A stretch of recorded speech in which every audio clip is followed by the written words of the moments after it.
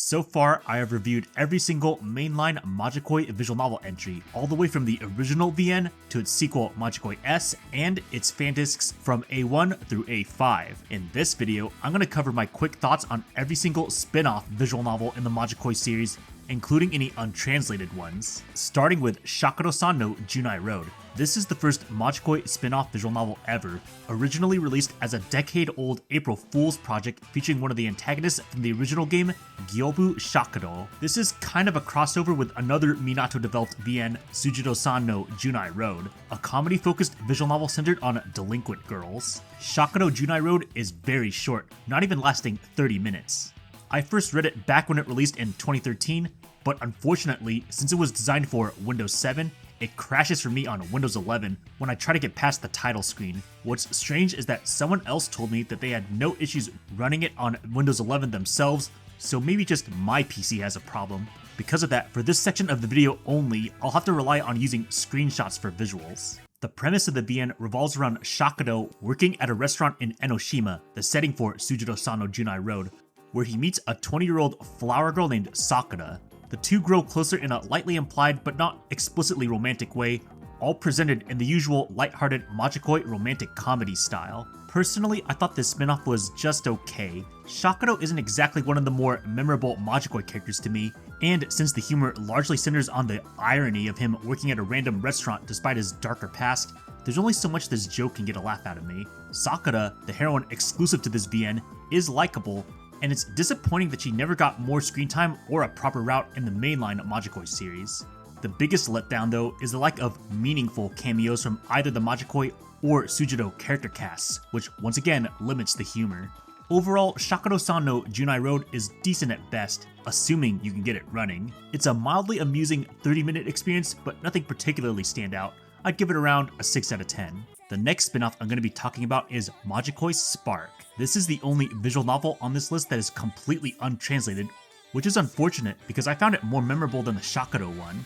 This time, it stars the resident lolicon June and takes place in the usual Majikoi setting of Kawakami City, with a surprisingly funny premise where June ends up befriending and taking care of a tanned-skinned lolly named Urara.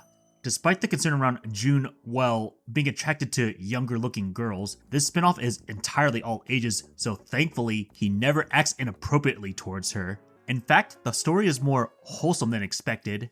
There are still plenty of jokes about how all the characters are worried about June hanging out with a lolly-looking girl, but his relationship with Urara ends up being kinda nice. He helps her with the main conflict of the story, so them having a genuine bond was kinda surprising, since usually his attempts at talking to lollies leads to the lolly ignoring him. That said, the spinoff still heavily leans on lolicon humor, with other characters constantly calling June out and being legitimately concerned.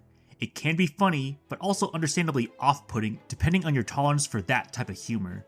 If you don't find these jokes entertaining, this spinoff probably won't land for you. There's also an extra side mode featuring various Minato-branded crossover moments, but it mostly comes across as quick fan service and isn't anything especially substantial. Overall, Spark was a fairly enjoyable, short experience. I'd give it around a 7 out of 10. Now we're getting to what was intended to be the final entry in the mainline Majikoi A series, Majikoi A+ disc, which received a fan translation by Daybreak Translations, since for some reason the main Majikoi translation group, Maji TL, chose not to work on it. Despite the name, it essentially functions like a Majikoi A6, giving routes, or more accurately, sub-routes, to heroines introduced throughout the A series. However, these routes aren't very long or especially deep, so it feels more like a Majikoi A 5.5.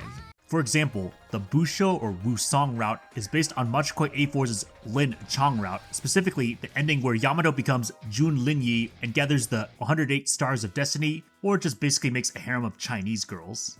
But, as expected, the focus of this route is mostly on Busho, the fire-themed girl who had limited screen time in the original Lin Chang route. That said, this is by far the shortest route in A+, and mostly feels like a 30-minute Nukige scenario. There are even what you can call bad endings, where after an early choice, Yamato can randomly have an H scene with Benkei or even the student council president Torako, or just spend time with the 10 warriors of the West in Kyushu. The Busho route is amusing, but definitely not particularly great. Aki's route fares a bit better. It branches off from Yoshitsune's route from A5, specifically the scenario where Yamato chooses Aki over Yoshitsune in the competition. While the route is roughly twice as long as Busho's route, it's still fairly short, around an hour. It has a good amount of entertaining comedy scenes, especially with how much of a teasing, lewd character Aki is. However, it still leans heavily into Nukige style content, with only one notable action scene and very little real drama, since most of that was resolved in Yoshitsune's original route. It says something when the most memorable thing for me was an amusing set of choices involving when to activate a vibrator for Aki. Overall, the route is fine for what it is. Thelma's route takes place after the polyamory branch from Margit's A5 route. While I liked the Hound unit characters individually, I wasn't particularly into how the harem aspect was handled in A5. Fortunately, Thelma's route in A+ focuses more on her trying to overcome her androphobia or fear of men. Even though the route is only about an hour long, it takes the topic somewhat seriously and handles it reasonably well by the standards of the series. Outside of that though, it's mostly light-hearted slice-of-life comedy, but Thelma's character development makes it the strongest of the first 3 routes in A+, at least to me. The real highlight of A+ is the graduation route, only unlocked after completing the first 3 routes. This acts as the closest thing to a true route for the A series, similar to how Agave functioned in the original Majikoi and how Koiki's route did in Majikoi S. As the name of the route suggests, the route centers on the 3rd years at Kawakami Academy preparing to graduate. It takes place in a universe where Yamato has somehow met all the major heroines from Majikoi S and A in a single continuity, but without focusing on romance. But as graduation approaches, a new threat appears in the form of antagonists from the Onyx Kingdom. These villains deploy robots capable of absorbing energy from powerful fighters, which reminded me of the Android saga from Dragon Ball Z. These robots are difficult to detect, can use AI to talk, and can drain energy through physical contact, making them a significant threat even to strong warriors. While the villains are interesting enough, they were clearly forced in as a convenient excuse to bring the entire cast together for a large-scale battle. The route leans heavily into fan service, giving many characters a chance to appear again, though most of the major fight scenes focus on the Kazuma family or newer heroines from S and A. The route is about 2 to 3 hours long, roughly the length of a feature film. It's enjoyable and delivers the mix of comedy and action the series is known for, but it doesn't quite reach the level of scale or depth it could have, and some characters don't get as much focus as I wish they did. Still, for what is essentially the finale to a fandisc of a fandisc, it's a satisfying send-off. Overall, Majikoi A+ isn't required reading, but I think it's easily the strongest of the Majikoi spin-offs. While the first 3 routes are nothing particularly special, the graduation route makes it worth experiencing as a final emotional note for the series. It's especially interesting since the ending implies Momoyo may have been the true heroine of the series all along. I'd give A+ a 7.5 out of 10, just shy of an 8, mainly due to its short length. As of now, the final Majikoi spin-off released in Japan is Majikoi A Ryoken or Hound After, which also got a fan translation by Daybreak Translations. This is yet another purely lighthearted fandisc with basically little to no stakes or character development. The little plot that does exist somewhat revolves around the energy-absorbing robots from the Onyx Kingdom from the graduation route, but has Yamato, Margit, and the Hound unit somehow finding about these robots and dispatching them very quickly before they become an issue worldwide. But outside of that, this is just the epitome of a nothing happens fandisc essentially. If you just wanted the pure, goofy, comedy, slice-of-life content Majikoi is known for, this fandisc is mostly that, with an emphasis on it continuing the polyamory harem branch from Margit's A5 route, aka where Yamato, thanks to Margit's approval, gets to be in a sexual relationship with all 5 of her subordinates from the Hound unit. Basically, every scene in this visual novel mostly revolves around Yamato hanging out with 1, maybe 2 of the Hound unit members at a time in funny slice-of-life scenes before eventually having sex with 1 or sometimes 2 of them at the same time. Basically kind of a Moege-Nukige mix.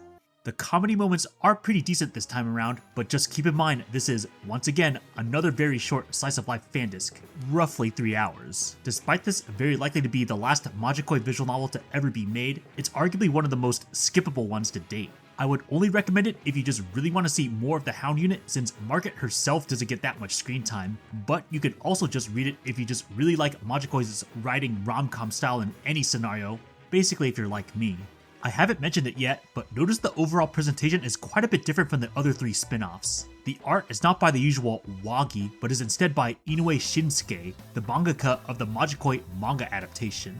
Also, the background music is from the original Majikoi VN and not the OST that's been used since Majikoi S. Not sure what happened there. Hearing the OG music was nostalgic in a way, but I always preferred the S and A soundtrack, so it was really jarring to have to get used to the original BGM again. Overall though, I give Majikoi A Hound After a 7 out of 10. Skippable, but a decent enough time for me as I like the Hound unit characters as a whole. And that finally makes it so that at least up until what exists in 2026, I have reviewed literally every single Majikoi visual novel entry, and thankfully, outside Spark, they are now all translated into English. Something I never thought would actually happen, especially since the original Majikoi VN was stuck at 80% fan translated at one point, and there were several years where we had no idea if or when Majikoi A3 would be translated, or if Majikoi A Plus or Hound After would actually be translated by anybody. I'm heavily grateful that the Majikoi series exists and is now one of, if not my all-time favorite visual novel series. Sure, one could argue Majikoi was probably grasping for straws over time, trying to find any way to have more content to the point of feeling perhaps that the series was getting more shallow after each entry, but the fact that Minato Soft could have a well-received series for so long with so many likable heroines and mostly good routes and consistent comedy and decent enough drama and action, and a protagonist that can switch between being an amusing genius tactician and a usually wholesome boyfriend with actual personality helps make the Majikoi series mostly great all the way up until the end with its spin-offs. If you have any opinions on any of these Majikoi spin-offs I talked about in this video, feel free to leave a comment below.